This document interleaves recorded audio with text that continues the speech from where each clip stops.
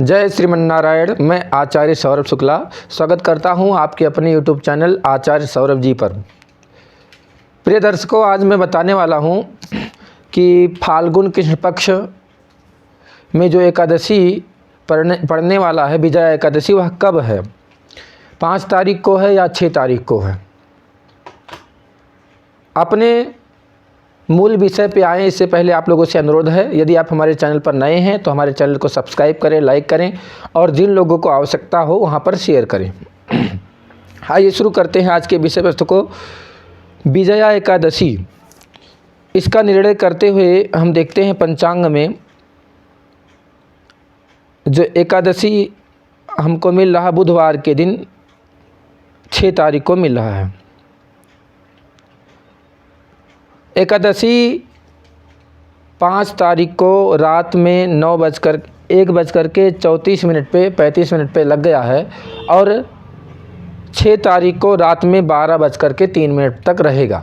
अर्थात 6 तारीख को उदया तिथि में 2 घड़ी से ज़्यादा एकादशी रहेगा। इसीलिए हम लोगों को 6 तारीख अर्थात 6 मार्च को ही एकादशी का, विजया एकादशी का व्रत करना है। विजया एकादशी के बारे में कहा जाता है, या कोई भी एकादशी हो उसके बारे में कहा जाता है, भगवान श्री कृष्ण गीता में कहते हैं कि अर्जुन, व्रतों में मैं एकादशी हूँ। तो एकादशी व्रत का महत्व बहुत ही ज़्यादा है। आप अन्य व्रत कई करेंगे और एकादशी व्रत एक कर लेंगे तो उसके बराबर है, अनंत गुणा फल आपको प्राप्त हो जाता है। विजया एकादशी के बारे में कथा आता है कि भगवान श्री राम जब लंका पर चढ़ाई करने के लिए जा रहे थे तो समुद्र पर सेतु बांधना था, समुद्र पर पुल बांधना था। तो उस समय 3 दिन बैठ करके भगवान ने समुद्र देवता से रास्ता मांगा, लेकिन समुद्र देव ने रास्ता नहीं दिया और भगवान श्री रामचंद्र जी ने विजया एकादशी का व्रत किया। इसीलिए समुद्र ने भगवान को रास्ता दे दिया। विजया एकादशी इसका नाम क्यों पड़ा? क्योंकि भगवान श्री राम एकादशी का व्रत करके रावण पर विजय प्राप्त की, तभी से इसका नाम विजया एकादशी हो गया। प्यारे दर्शकों, अब हम आपको बताते हैं कि एकादशी के एक दिन पहले और एक दिन बाद और एकादशी के दिन क्या करना चाहिए। एकादशी के एक दिन पहले एक समय भोजन करना चाहिए, सात्विक भोजन करना चाहिए।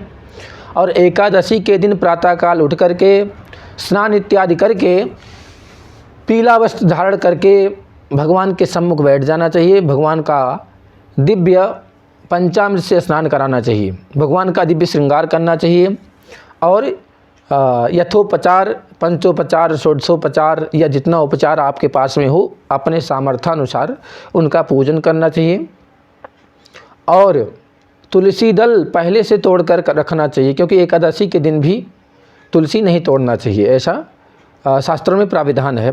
तुलसी दल अवश्य चढ़ाना चाहिए। भगवान के सम्मुख घी का दीपक जला करके विष्णु सहस्त्र नाम का पाठ करना चाहिए। जो लोग विष्णु सहस्त्र नाम को ना पढ़ पाएँ उनके लिए सबसे सरल उपाय है भगवान श्री कृष्ण का, भगवान विष्णु का, भगवान नारायण का जो सबसे प्रिय मंत्र है 12 अक्षर मंत्र, उसका जाप करना चाहिए। 1 माला, 2 माला, 3 माला, जितना आपका सामर्थ्य हो अपने सामर्थ्य के अनुसार जाप करना चाहिए। और दिन भर भगवान का व्रत करना चाहिए। दूसरे दिन द्वादशी तिथि में आपको दिए गए पारणा समय के अनुसार पारण करना चाहिए और ब्राह्मणों को भोजन कराना चाहिए। द्वादशी तिथि में दान करना चाहिए, जितना हो सके दान करना चाहिए। किसी तीर्थ में जाकर के स्नान इत्यादि करना चाहिए, तीर्थ में भी दान करना चाहिए। तभी आपके एकादशी का फल प्राप्त होता है। एकादशी के दिन का हमने बता दिया, एकादशी के एक दिन पहले का बता दिया, एकादशी के एक दिन बाद का हमने बता दिया, लेकिन एकादशी के रात्रि को क्या करना है? शास्त्रों में विधान बताया गया है कि रात्रि जागरण का बहुत बड़ा महत्व है। अर्थात रात्रि में जग करके भगवान का संकीर्तन करना चाहिए, भगवान का पूजन करना चाहिए, भगवान का भजन करना चाहिए, जिससे एकादशी के व्रत का जो फल है वह अनंत गुणा बढ़ जाता है।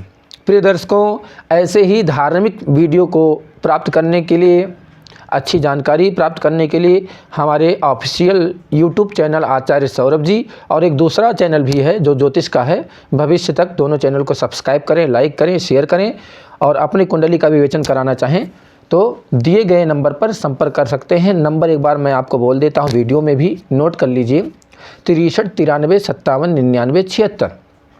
पुनः एक बार ध्यान दें, 63 93 57 99 76। इस नंबर पे आप हमको कॉल या व्हाट्सएप करके किसी भी प्रकार का कुंडली विश्लेषण या ज्योतिषीय जानकारी या धार्मिक जानकारी ले सकते हैं। जय श्रीमन्नारायण। मिलते हैं एक नए वीडियो के साथ में, तब तक के लिए जय श्री सीताराम।